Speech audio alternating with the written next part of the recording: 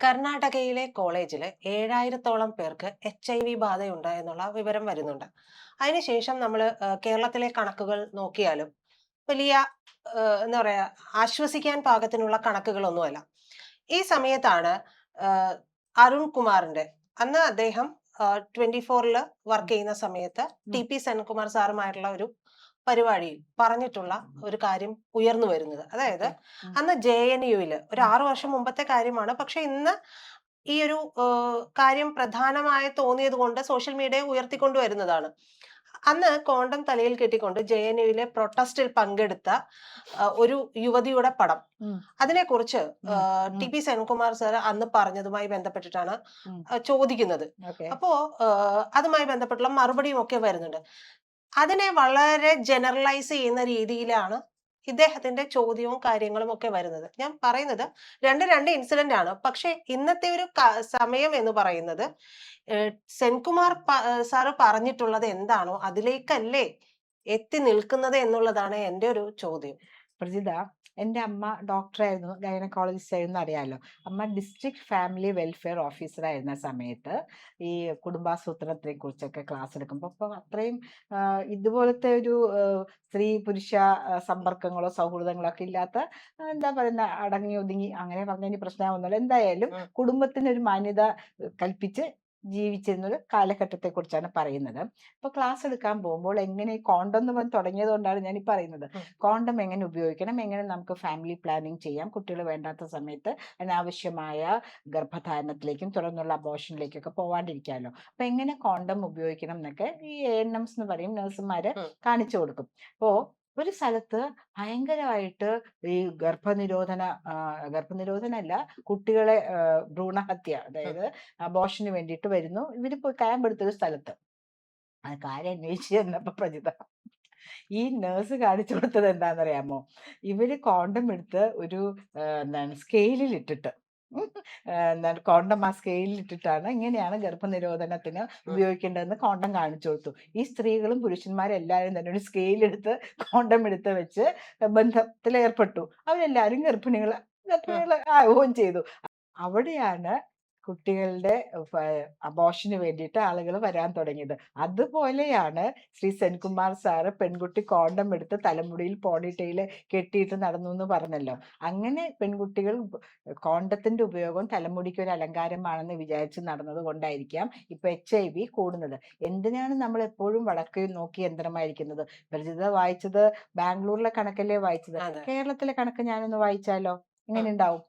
കേരളത്തില് നമ്പർ 1 ആയിരുന്നു. അതായത് ഏറ്റവും കുറവ് 0.2% ഇന്ത്യയിലുണ്ടെങ്കിൽ 0.7% കേരളത്തിൽ HIV ഉണ്ടായിരുന്നുള്ളൂ. ശ്രീമതി വീണ ജോർജ്, നമ്മളെല്ലാം നമ്പർ 1 കേരളം എന്ന് പറഞ്ഞാൽ എല്ലാം ഒതുക്കി കാണിക്കുമല്ലോ. എല്ലാം കുറവായിട്ട് ആവശ്യമുള്ള സ്ഥലങ്ങളിൽ നമ്പർ ഉം, 1 ആവാൻ കുറച്ച് കാണിക്കും, ആവശ്യമുള്ള സ്ഥലത്ത് നമ്പർ 1 ആയിട്ട് ഉയർന്ന നിലയിലും കാണിക്കും. അപ്പൊ നമുക്കതൊന്ന് വായിച്ചു പോവാം കേട്ടോ. But new infections are rising among youth age 15 to 24. അതായത് 15 ഉം, 24 വയസ്സിന് ഇടയിലുള്ള കുട്ടികളുടെ ഇടയിൽ HIV ബാധിതർ കൂടി വരുന്നു എന്നാണ് ഉം, പറയുന്നത്. Driven by unprotected sex, intravenous drug use via shared syringe and migration. The state reports an average of 100 new cases monthly, monitored actively by the State AIDS Control Society എന്നാണ് പറയുന്നത്.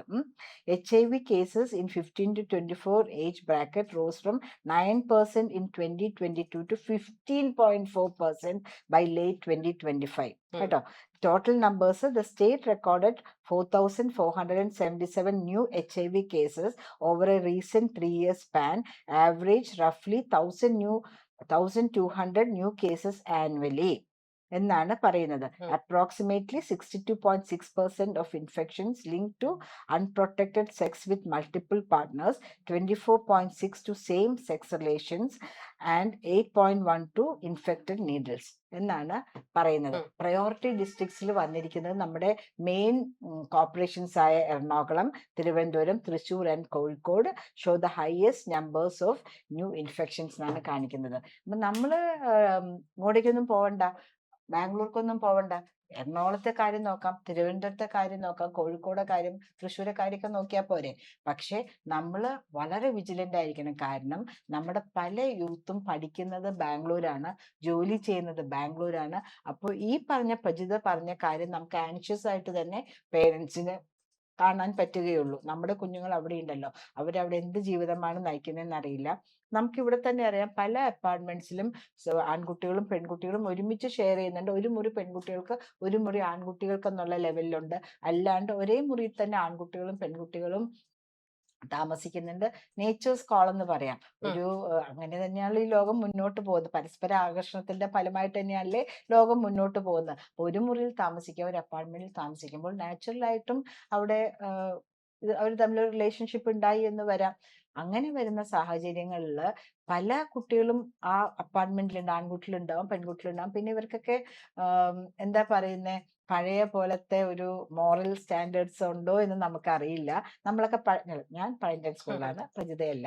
ഞാനൊരല്പം സോറി, വേറെ പഴഞ്ചനാണ്. ആരെയെ കുറിച്ച് ഞാൻ പറയുന്നില്ല, എന്റെ കാര്യം മാത്രമേ പറയുന്നുള്ളൂ. ഞാനൊരു ഓൾഡ് സ്കൂളാണ്, എത്രയോ ജനറേഷൻ മുമ്പുള്ള ആളാണ് ഞാൻ. അപ്പൊ അതുകൊണ്ട് ആയിരിക്കാം നമുക്ക് HIV പണ്ട് വളരെ കുറവായിരുന്നു. പക്ഷേ പോകെ പോകെ കേരളത്തിലും ഇതിന്റെ ഭവിഷ്യത്തുകൾ വരുന്നു.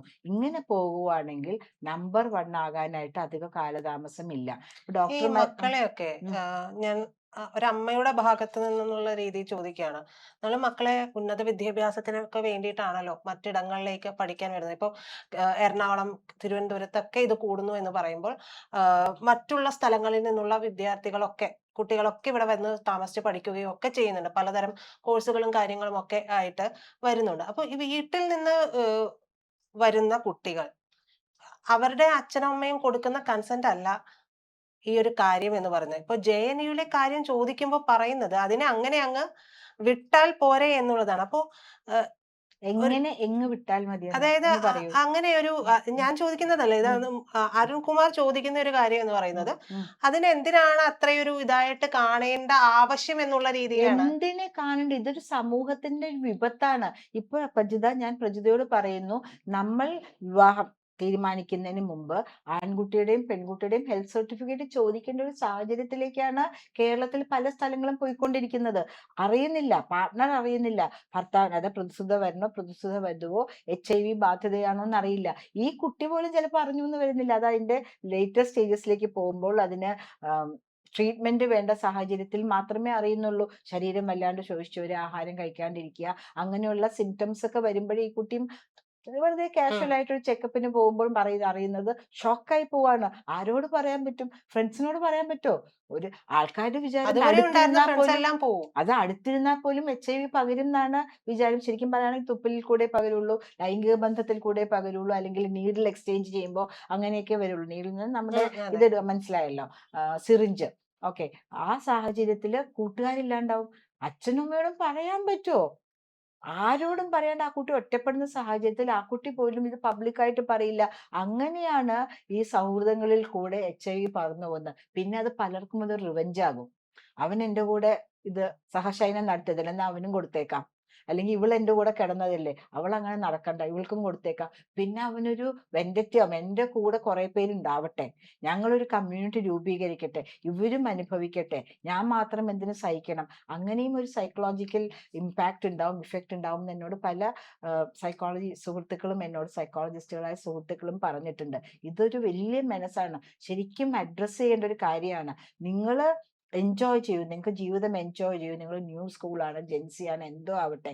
പക്ഷെ നിങ്ങളുടെ ആരോഗ്യം, നമ്മൾ ഇത്രയും നാളും ഇവിടെ ചർച്ച ചെയ്തിട്ടുണ്ട് അബോർഷൻസിനെ കുറിച്ചാണ്. അതെ. ഇതില് ആൺകുട്ടികളുമുണ്ട്, പെൺകുട്ടികളുമുണ്ട്. രണ്ടു പേർക്കും ഇതിൽ തുല്യമായിട്ടുള്ള വേദനയും ദുഃഖവും ടെൻഷൻസും, അവരുടെ ജീവിതം തന്നെ തകർന്നു പോകുന്നുള്ള കാര്യമാണ്. ഇപ്പൊ ഒരു അച്ഛനായിട്ടുള്ള ഒരാളാണെങ്കിൽ കുട്ടികൾ എങ്ങനെയാവും? നമ്മൾ പല കേസുകളും നമ്മൾ കണ്ടിട്ടുണ്ട്. സ്കൂളുകളിൽ HIV ബാധിതരുടെ കുട്ടികളാകുമ്പോൾ അവര് ഇങ്ങോട്ട് വരണ്ടാന്ന് പറയും, അവരുടെ ജീവിതം അതെ. പോയില്ലേ. അവിടുത്തെ കുട്ടികൾക്ക് പറഞ്ഞിട്ട് കാര്യമില്ല. ഇപ്പോഴാണ് കുറെ കൂടെ പ്രൊട്ടക്റ്റീവ് എൻവയറമെന്റിൽ പുറത്തേക്ക് പേര് വിടാണ്ടൊക്കെയുള്ള സാഹചര്യങ്ങൾ. പണ്ട് അങ്ങനെ ആയിരുന്നില്ല. എനിക്ക് നല്ല ഓർമ്മയുണ്ട്, കുട്ടികളെയൊക്കെ സ്കൂളില് വരണ്ടാന്ന് മാറ്റി പറയുക, നിർത്തിയത്. അങ്ങനെയുള്ള കാര്യങ്ങളൊക്കെ ഉണ്ടാവുന്നുണ്ട്. അപ്പൊ ഈ പറഞ്ഞ പോലെ നമ്മളുടെ ഡോക്ടേഴ്സ് വളരെ കൺസേൺഡ് ആണ് about abortions other things for the girls. അതുപോലെ തന്നെ HIV ഒരു മെനസാണ്. ഇപ്പൊ നമ്മൾ പറയുന്നത് ബാംഗ്ലൂർ മാത്രമല്ല, കേരളത്തിലും വളരെ വളരെ ഹൈ റേറ്റിലേക്ക് കുതിച്ചു പാഞ്ഞുകൊണ്ടിരിക്കുകയാണ്. ഒരാൾക്ക് വന്നു കഴിഞ്ഞാൽ അയാൾ ഒരു കാരിയർ ആയിട്ട് എത്ര പേർക്ക് അത് പകർന്നു കൊടുക്കുന്ന അറിയില്ല. അബോർഷൻ എന്ന് പറയുമ്പോൾ അല്ലെങ്കിൽ ഗർഭധാരണം എന്ന് പറയുമ്പോൾ ഒരു പെൺകുട്ടിയാണ്.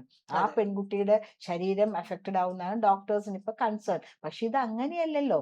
ഈ കുട്ടി അറിയാതെയായിരിക്കും പലർക്കും പകർന്നു കൊടുക്കുന്നത്. പകരുന്നുണ്ടാവുക. അപ്പൊ പ്രിയപ്പെട്ട കുട്ടികളെ, എനിക്ക് ഒരു ഓൾസി ജെൻസിക്ക് ഓൾസി എന്ന നിലയിൽ നിങ്ങളോട് പറയാനുള്ളത്, you be careful about the partners you select to have a relationship. നിങ്ങളുടെ ജീവിതം സുരക്ഷിതമാക്കി വയ്ക്കുക, നിങ്ങളുടെ ആരോഗ്യം സുരക്ഷിതമായി വയ്ക്കുക. You enjoy life. At the same time നിങ്ങൾക്കും നിങ്ങളുടെ കൂടെയുള്ളവർക്കും പിന്നെ ഒരു പ്രശ്നമായിട്ട് മാറാതിരിക്കുക. തിരിച്ചെന്തായാലും വീട്ടിലേക്കല്ലേ പോകാൻ പറ്റുള്ളൂ. അതെ.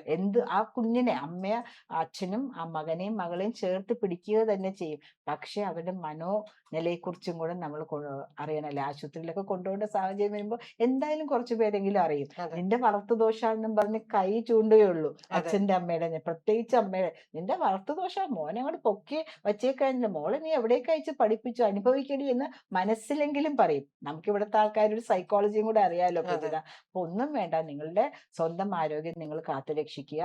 നിങ്ങൾക്ക് എങ്ങനെ വേണമെങ്കിലും ജീവിക്കാം, പക്ഷെ സ്വന്തം ആരോഗ്യം എന്ന് വിചാരിക്കുക. അതെ. അല്ലെ? Think about your self. First നമ്മളെ കുറിച്ച് ആലോചിക്കുക, പിന്നെ നമ്മുടെ സുഖങ്ങളെ കുറിച്ച് ആലോചിക്കുക.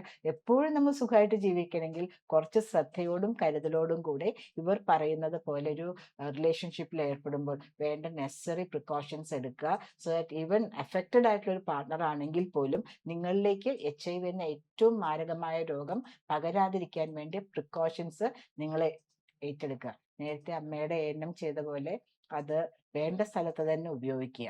അതെ. സ്കെയിലൊന്നും ഇട്ട് വെച്ചിട്ട് ബന്ധങ്ങളിൽ ഏർപ്പെടാതിരിക്കുക.